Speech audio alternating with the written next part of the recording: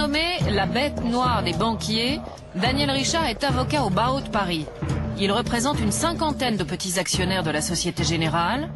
Pour lui, les dirigeants des grandes banques sont les premiers responsables de la crise. Il y a une crise de confiance depuis quelques semaines entre les particuliers et les banquiers. Qu'est-ce que cette crise nous a révélé?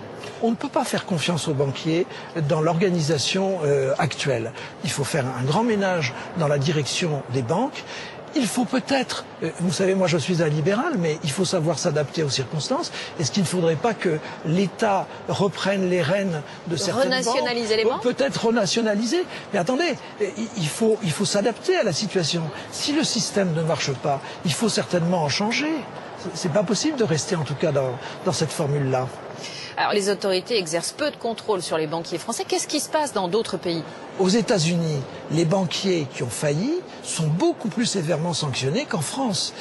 Il y a le libéralisme, mais lorsqu'il y a défaillance, il y a sanction et beaucoup de banquiers se sont ainsi retrouvés en prison.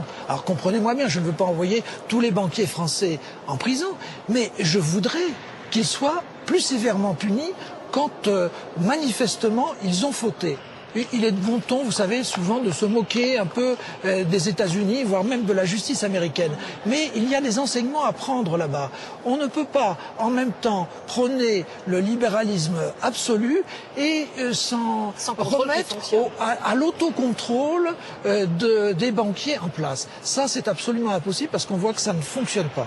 Mais il faut se souvenir aussi que, de son côté, Poincaré disait « Un banquier est toujours en liberté provisoire ». Et je pense que c'est une phrase que devraient méditer ceux qui ont effectivement vendu à nos concitoyens des produits dont ils savaient parfaitement qu'ils n'atteindraient pas le but annoncé.